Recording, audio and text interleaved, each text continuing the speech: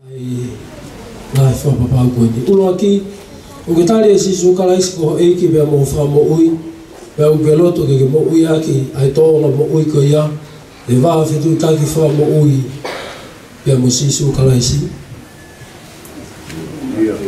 O hono wā, o ke tali e ngai ako naki whatoi tapu, o whaha e ngai te whitotui e siasa a whitu, te watu ke te whoki mai e sisu kalaisi.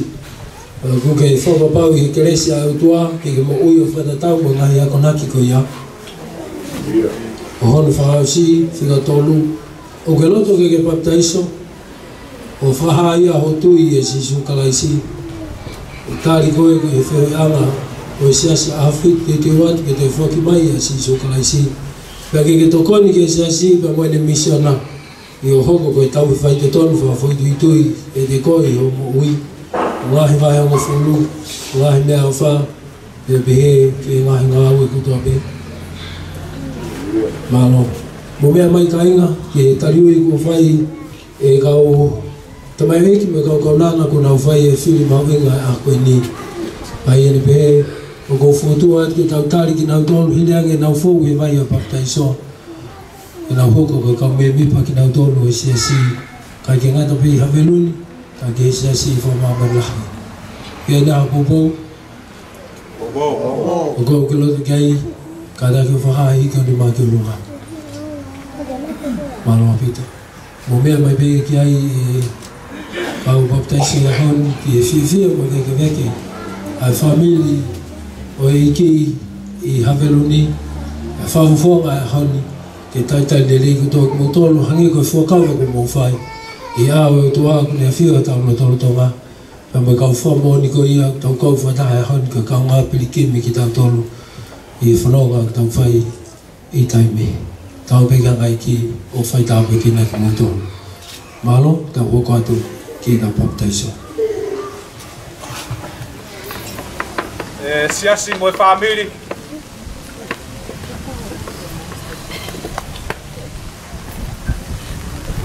Koe a honi, o koe fu pati lahi he vai.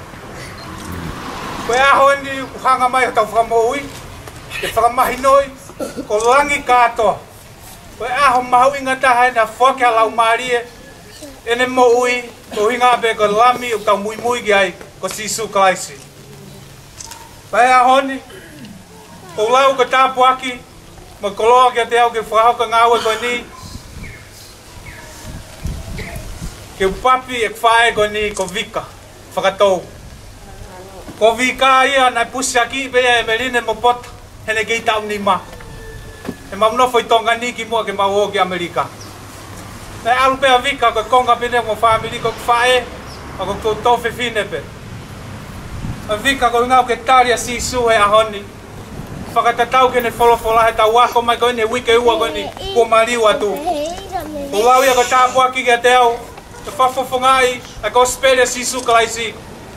Ke baptaiso koe, ke he o tua koe tamai, ke he o tua koe alo, koe o tua koe laumari manioni. Amen.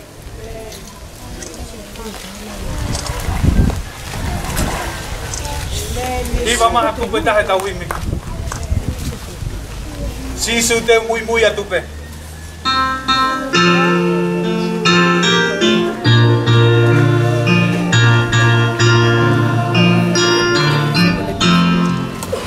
Mawhiawhia ke siasi ko tau sio ka tawa vou. Ko ne tuka kata ne mo ui ke mui mui ka sisu.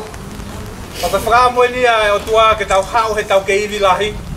Tau hao he tau ke imau e atamai masila. Ke tau whakaose ne ngā ue. O Samuel a kau o lau ko ne haka whai whiri ko ni ko whiri mamafu. Ko whiri whai ngata ko tawa vou. Ko kou kore ke siasi ke o te mo sio fia Samuela. Ka tuanga ke tupu he tau a taina e o tua ke mo ui. O tatau mo ui. Ko ea hoi ku hao e mo i tai ngata ka Samuela a kau ola. Ka Samuela ko hui ko tui ki o tua. O tui ka sisu ko whakamo ui.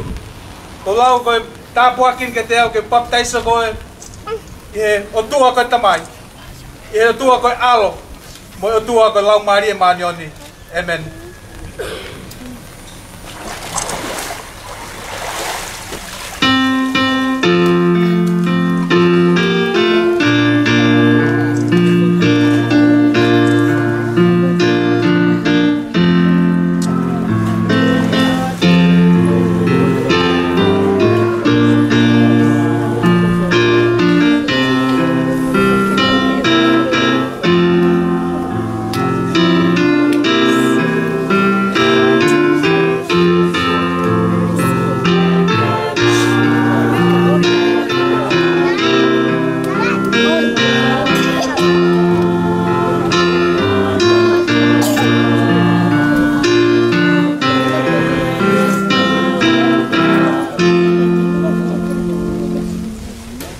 Koe a whakawhiawhia ni ke whamiri o Samiu lātou, Moroket lātou. Mai whea Manlevu, koe tonga ane no Loket. Pea, nane tāri e ui, e wiki koni ko tok mari o atu. Kone tāri e mori fōu, nai Karistiane bea mai whea ia. Nai lotu bea ka kone tāri e ni, ai pōpuaki.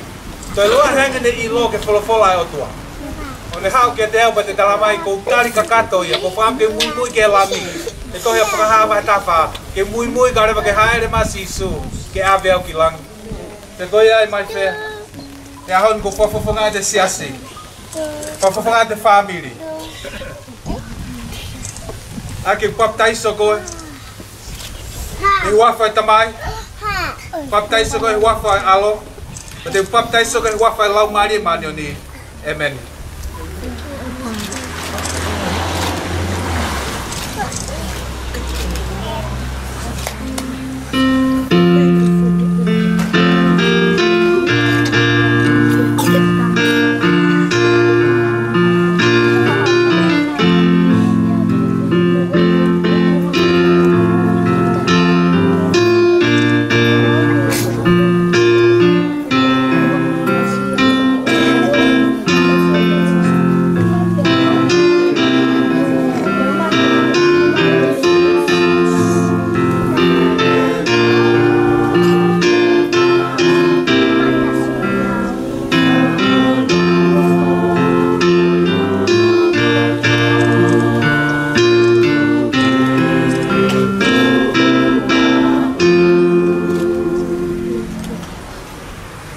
Mawhana wito ke upapi family ko ni kamata me whalahi. Ko hingo e talavo ko ni ko Francis Muff. Ko nengo matua ko Lavinia mo manono Muff. Mo no ki te hina, mo no whanga tō whawhine ko ni ke papi ko family peta. Nau tari a moni ko ni ko tari whaingata a moni. Na mo whanongo pegi ai ki he testimony a Lavinia ane whiawhi. Kai ko mea whaingofua. Ko kau tupui katolik, na nau lotu pengi nau dolo. E lotu pesas katolika ia. Ko nau tari na tau mon fōu e ako e wholofola e ki. Me ngahi kikite na kikite e o tuapa ne hanga tala. Ko ia tui ka te au, ko ia whalala ke wholofola o tuapa mui ki ai. Pau mui mai a Francisco ni. Ko ne talango fua ke o tua. Pau te talango fua peke na ko mātua. E ko whaunga bea na o hake ai api. Ko kau ngā api pe noku, nau tuku whakataha ke mo manon. Na makas whakataha pe he GPS ako ni Havelu. Ang mau te mo vete aki he anga tatake au tuaka ko ahoni ko lau ko tapuaki mo ni ke te au me fai fekau nga fai fekau kai ke te hato me a whaka fia anga ka ko te hanga papi ha family peta kai ke te hata hatoe ko papi ko ni ko papi fohalahi ko Francis ko ki ulma ki moani ko Francis ko nga ko tari pa ke talango fua ki o tamai mo fae ko ke talango fua nga me te puka sisu ko whaka mo ui Pagkatari mo ni wholofola. Ko lau ia ko tapuak mo ni te au ko whai whikau. Ke papi koe i he wawhai al o tamai. I he wawhai alo. Mo he wawhai lau maari e mani o ni. Amen.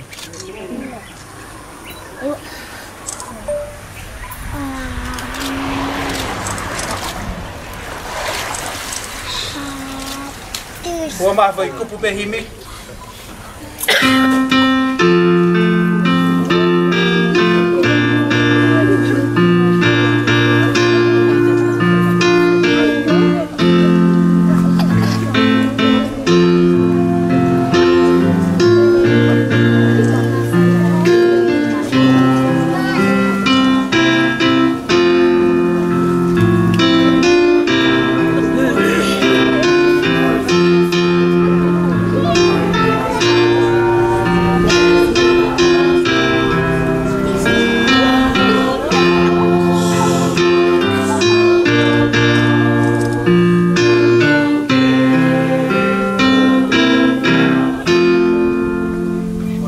Kawan manon na bolan dia ang mo behe mo ngari ke si au talmai au tua ke ha tuange ka dawe fa na na tolo ha pure anga langi pagune tari talango fu te ke ne mahino kakato ia ai folofola o tua whakatatau ko mahino au pahal pe ke na sia o me pe mahino kia ka hai ka hinga ulabi stan kia stani ko si su ok mo ui ko sisu ko no whakamoui, pa ko sfeunga peia.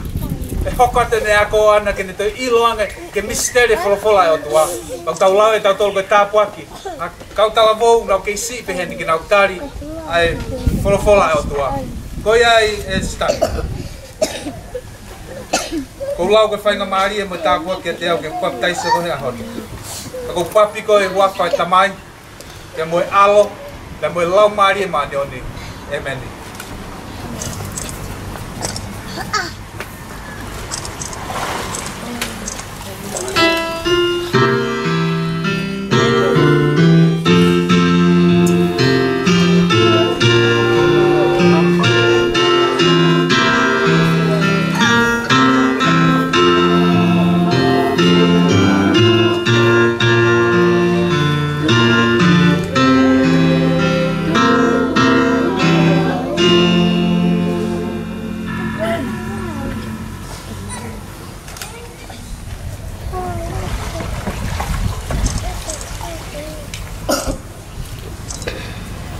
Fiona Mafi, o fefine lahi en te matoa, la vetia manon.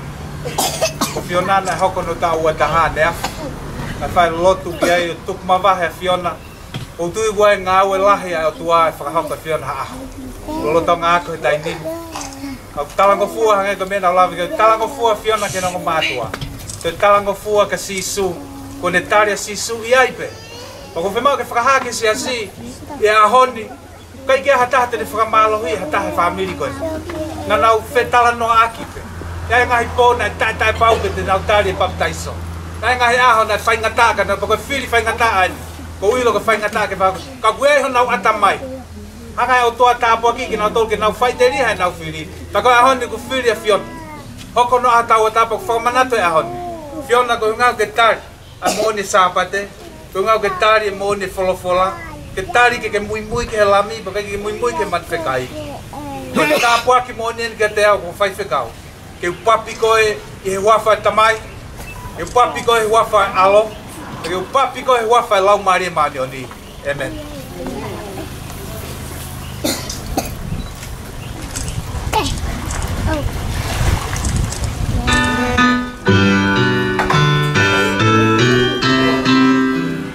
Maria Mafi, o pepine bene o manono o landia. Hagebe ko toenga whanau. Tari be Maria ai he ne ako, mo ne whanonga ke pōpuaki o wholofola mātone o tua. Be a honi, mo ne whakapabau ia a honi, whemau ke ne tala, ke tokotaha ko toa be i tongan. Ke ne tala ke tokotaha ko toa be o kusio mai he interneti he a honi, koutu masisu, koe koutu mo family, koe koutu ka siasi, koe koutu masisu klaisi ko whakamui. Pagawin kong fight ko tonu ko ya Maria. Ko lau ko tāpuaki mo niyan ni kia te au. Ke upaptaiso koe i he wawhai tamai. Ke upaptaiso koe i he wawhai alo ko sisu klaisi. Ke upaptaiso koe i he wawhai lau maari maani o ni emeni.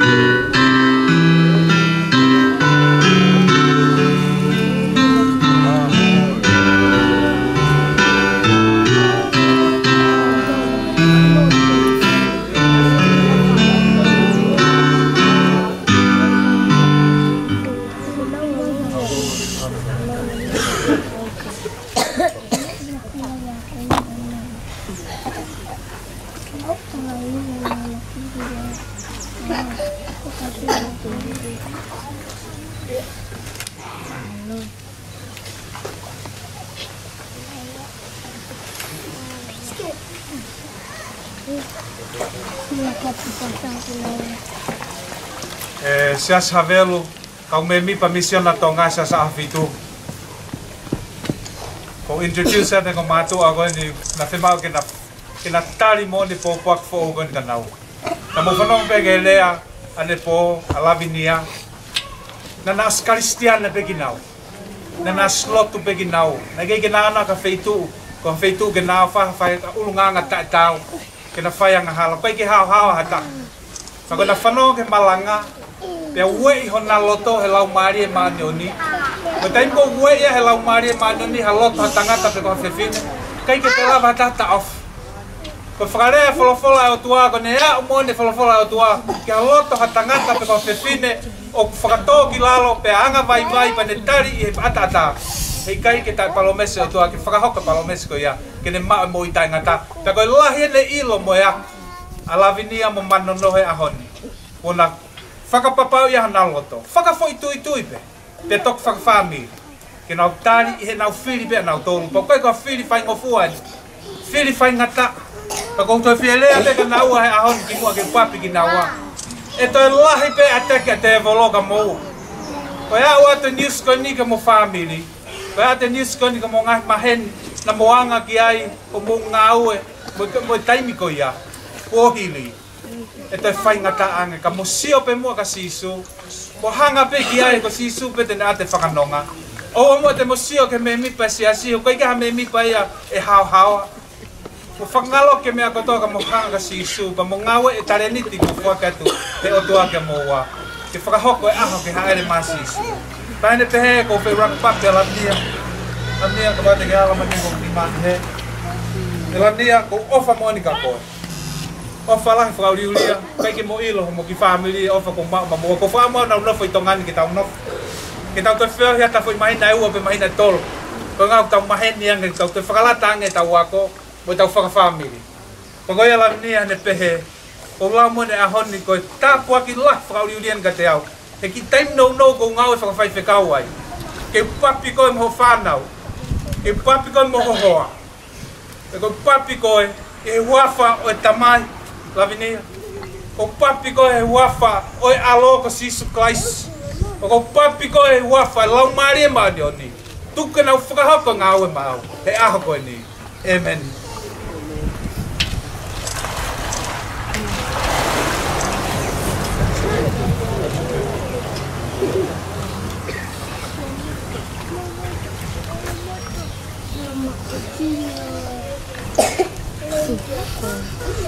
Manono hange bau toko.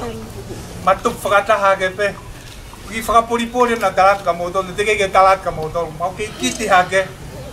Whawhai mau ki whei whakamuna pe mau api. Maha ako mau api. Mau api ko na samiu mo sila tute.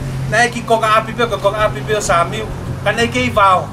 Ka tuku pe la toi pure anga. Mau ka whakai mau ki Ka mau ako whei Pe ka hau kota whei ko pa moho. Ospetane umu pai, moho ota, he? Mako whakapuri-puri, kai ke pota whei umu. Ko manono mono whakatoko wau na tau pota whei umu. Pa mau kai whakataha pe, hake pēha mau whakatoko wau mau nofo. Ko kai ahoni manono, ko ofalahi ka te koa. Ko whakaamu ia ke oa mati ke ta whoki. Tōma, ko taki ko whāmiu. Taki, pa ke hoko e te loto. Mo e hako e wholofola, hange e koe o tau whanongo kia. Pai hanga pe o toa tau ki mo tolu. Tatau ake tuka hai whai ngata o ke hanga kia. Tu ma o he mooni. Mooni kone ku ke sia he aha koe. Pako fia mooni. Ke upap taiso koe. I huafa o e tamai. Ke upap taiso koe manone huafa o e alo ko sisu Christ. Ke upap taiso koe i huafa lau maari maani o ni. Amen.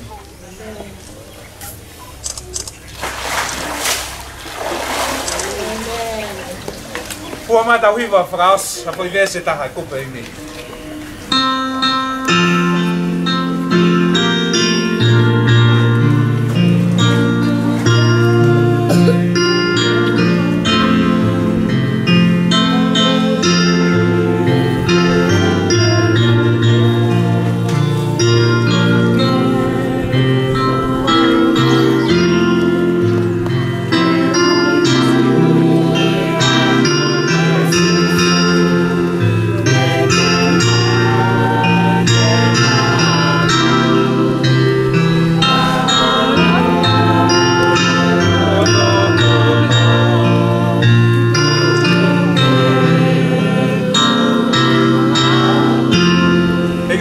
Ke whai ngamaria ka ni ke alu, ka te whai peha ui whakaos. Ko wholofola e ki tau wako. Ko whai ngamaria ene ukai pe whai ngamaria ka tokota. Ko ui aho ni, ko ui kapau na e aha whai ngamaria. Na kei ke ma, e lolotonga tau malanga koni mo tau wako e wholofola. Ko tuko te whai ngamaria ka aho ni. Ko ina hataha tene tari. Ke hoko atu ho wako e wholofola. Pe toki aha aho papi ai koe, I he vai papi koe ni. O tuko te whainga maari e koe ni ka koe. Koe naha taha. O te ki te wanga whainga maari e koe ni. Koe ha taha ni ki ne tāria sisu. O no whakamo ui. Hau he aho ni. Hau ke ta lotu whakataha. Tāria sisu hani. Koe naha taha. Koe naha taha. Kai ke toi whakalolo e tau polo kalama aku lea mai belau maari e ka tau koe naha taha heni. Ko whainga maari e ni ke tāria sisu. Ko whakamo ui. Ke tāria sisu ko eiki a ke o mo ui. Pake hau he aho. Tei naha taha. Tei naha taha.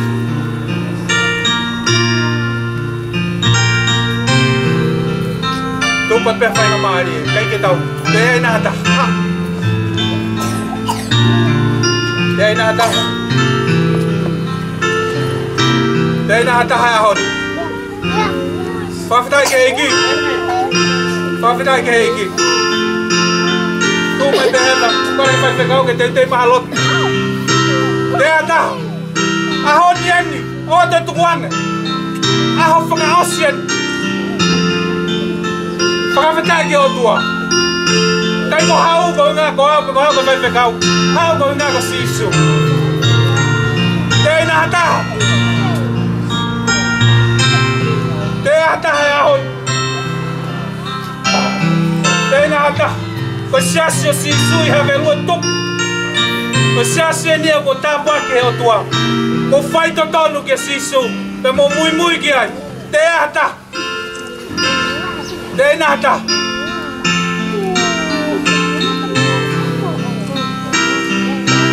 Kore vai whekau. Tera mua whaha lotu pa ne lotu ko I be tau polo kalama. Tuko tāpua ki ke lau maari e koe ni. Wei he lau maari e maani o niho na loto. Ke na tāria sisu. Koe au whalahi e te au ke mō. Vai whekau. Ke ta lotu. E o tua mafi. O ko kātoanga e a whiona. O mai ngahi hoste o langi. Haranga hala e taha. Une whatu. Haua koe ni. O mau wakai ki he whakawhu a hawawhia. O ke whaata mo whangufua ho ta mai o eki.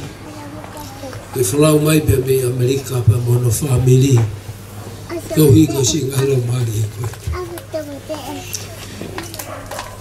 Whia ka mua whia. E mahino kai te kumau tolu. Koe ni ai whatongia. Nā ke tukuange ai a langi pia mohono masani. Ka ke hifo ki lala ki mautolu koe a mahala. Ke hamusi ki mautolu mi he vanu mo e pala kūru. Mo e perepela e a mahala mo oini. Ke whai ai ho mau whakataua tāina I, ke whai ai ho mau whakapapau I. O kui kai ko mahamani ho mau api whanu he vani. Ho a kone o tua maulotu ka hui. Ko ngai lau maari e ko whaaki e nau mo ui pe nau whou I he vai e o baptaisa. Ko ngai le hongo lau maari e ua he honi ko na tari ui. Ke hoko atu ahono te mono ako. Ke na toi ilahi ange ki o awhio pe mo o ni. Ko uhi ke na toki whou he vai e o baptaisa I e kahapuna. Maulotu pe o tua he ilo pau. Ke whakatoanga I pe e si ka inga koe ni ko nau whai e tuku pāpea mo e whiri o e aho koe ni. Ko e kamata anga ni o e ngahi mamahi. E kai ke whaingo fua e whanonga. Ang mauilo whapapau o toi si pe taimi o te ngolo. Pe agune italahi au pito. Ko hui ko e whiri ko whai he kautamai o eki pa mo kaukaunanga e aho koe ni. Hawhi tauralo hawa whi. Naka mau kua ke ikuna I e koe a whaitoka pia mo hei tesi ai mate. I o koe moni o tua ko ke tala awha ke ring mautolu. Kua pau koe ke tau iku. Honga koe ne ta mai a whaitau lalo a whiona ka ke tāpua ki mai a ngahi. Whiri mahu inga kua whai he aho koe ni. Me tuku mua e tua ke hanga o whai tāpua kina I bea e poupou pa mo e tokoni o whai e si a si. O maulotu e ta mai kua uhi koe whai whikau ka maha muhoa. Ka maha si neongo mātua. Me be ke whae e whono ko nau mui mai. Koe mahu inga. O ngāu e koe ni ko ke hui ki nau tolu ki ai. Malo te tamai mau whawhetai mo whamalo atu ki o whio. Koe hui ko sami. Ka malo ke Pea pe foki ki hona foha. Ka e maa e tua Paulo Manaiting.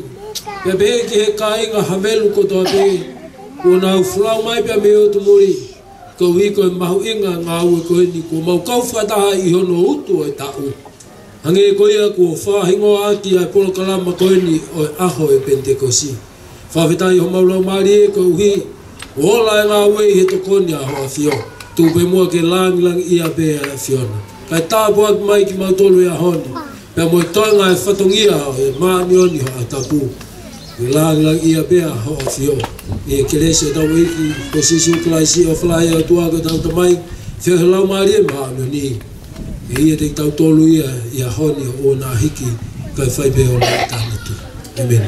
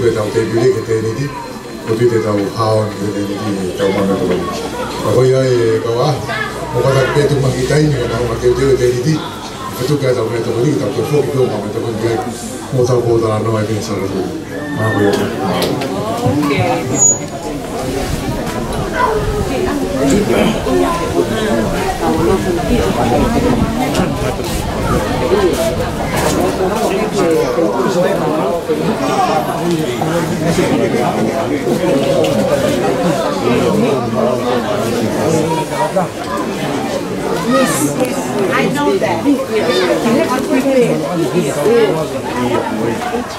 We have to prepare. We have to prepare.